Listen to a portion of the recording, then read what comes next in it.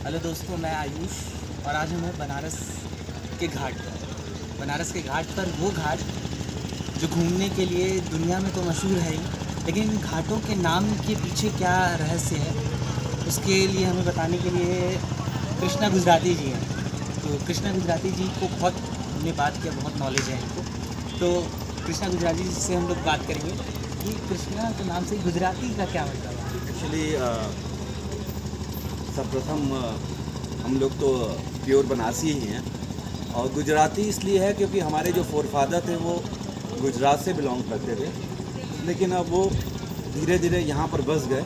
लेकिन चूँकि हम लोगों का क्या है कि पहचान खो न जाए, इसलिए सरनेम के आगे हम लोग ने गुजराती लगाया और हम लोग हैं वणिक, बनिया हैं, वैश्य हैं। तो चलिए, अब काशी की बात हो रही है तो काशी के विषय में। हाँ, ये काशी के घाटों पर तो हम लोग सब जानते हैं, सारे लोग जानते हैं घाटों के बारे में। ऐसे ही घाट है 80 घाट, काशीनाथ जी ने लिखा है काशी का, और मूवी भी आई थी काशी 80 घाट। 80 घाट कैसे नाम है? बहुत अच्छा प्रश्न आपका। सर्वप्रथम यहाँ पर मैं बताना चाहूँगा कि ये 80 घाट नहीं है, इट इज़ कॉल्ड 80। ये 80 घाट है और 80 एक संस्कृत शब्द है जिसका मतलब होता है तलवार, स्वॉर्ड। और ऐसा कहा जाता है, कहानियाँ सुनी हैं कि माता जगदम्बा जब महिषासुर का युद्ध चल रहा था उनका, तो उसी समय जो उनकी तलवार थी जिसको 80 कहा गया, वो तलवार को जब उन्होंने ज़मीन में ऐसे रखा युद्ध के पश्चात या युद्ध के समय, तो वहाँ से ऐसा कहा जाता है, सुना जाता है कि वहाँ से एक नदी का उद्गम हुआ जिसको 80 नदी के नाम से जाना गया। और जो वाराणसी शब्द की उत्पत्ति हुई है वो वरुणा और 80 के नाम से, वरुणा 80 वाराणसी हुई है। तो इस कारण से वो 80 घाट है।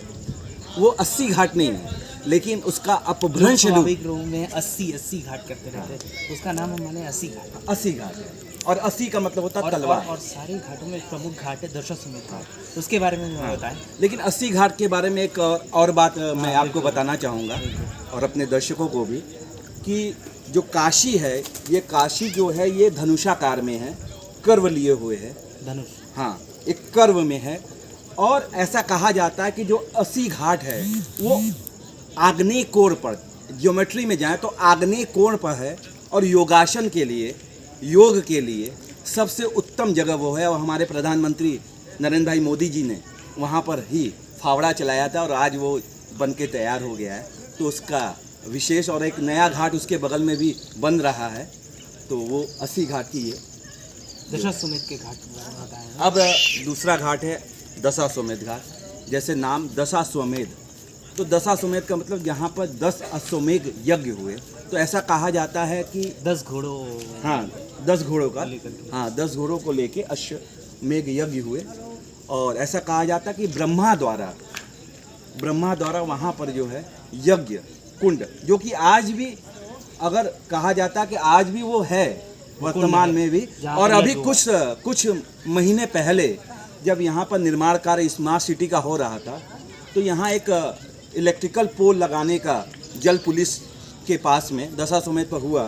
तो उसके बगल में जब उसको खोदा गया 7 फीट नीचे, तो उसमें एक शिवलिंग मिला जो कि उल्टे आकार में था और उसको काम को रोक दिया गया। वो शिवलिंग आज भी वहाँ पर स्थित है, लेकिन अभी उल्टा है, उसके काम को रोका गया है। पुनर्निर्माण के लिए आगे, हाँ, उसका आगे जो भी होगा उसके नीचे की खुदाई होकर उसको निकाला जाएगा। और ऐसा पुरातत्व विभाग को भी बुलाया जाएगा, शायद बुलाने का था। और ऐसा कहा जाता है कि वो जो है बहुत एशियन टाइम का वो शिवलिंग वहाँ पर है। और काशी की एक बात ये भी है कि ये अति प्राचीन है और मतलब समझ लीजिए कि 8वां लोक है एक तरह से। तो ये दशाश्वमेध की बात हो गई आपकी। और उसके बाद जो काशी के प्रमुख घाटों में पंचगंगा घाट का नाम आता है। पंचगंगा का अपना विशेष महत्व है। पंचगंगा घाट को पंचनद तीर्थ भी कहा जाता है।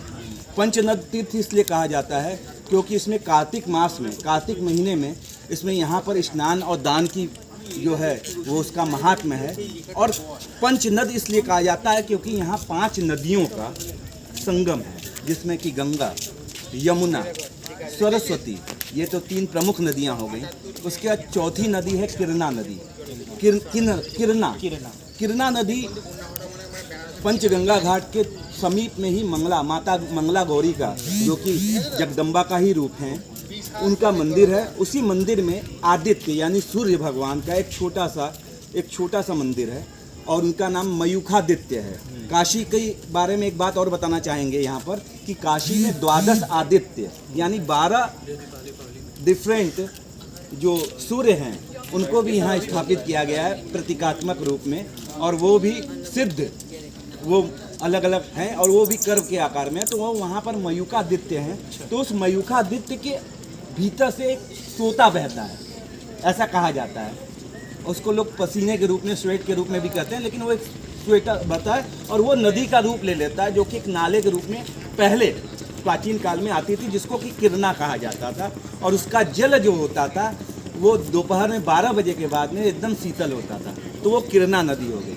और उसके बाद 5वीं नदी जो है दूध पापा कहा जाता है कि एक विशिष्ट सतयुग में थे, उनकी पुत्री के रूप में वो थी। उनका दूध पापा का मंदिर भी पंचगंगा घाट पर आज भी विद्यमान है, उनकी मूर्ति आज भी है। तो 5वां वो हो गया।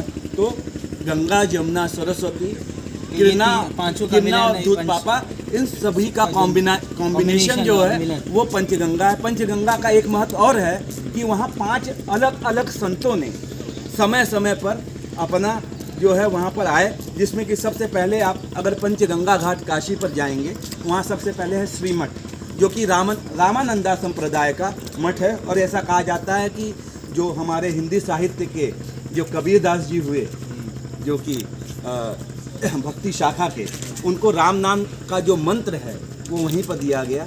तो श्रीमठ वहाँ पर पहला हो गया। दूसरा, जब थोड़ा सा ऊपर जाएंगे तो ऊपर में महाप्रभु वल्लभाचार्य जी, जो कि पुष्टि मार्ग के प्रवर्तक थे, उनका वहाँ पर एक बैठक है, उन्होंने वहाँ पर लग्न की बैठक है। तो ये 2 संत हो गए। तीसरे, उसी के ठीक सामने में महर्षि एकनाथ थे। एकनाथ भी एक संत थे जिनको गायत्री की सिद्धि थी, उनका एक मंदिर है छोटा सा। अब उनके जो पुजारी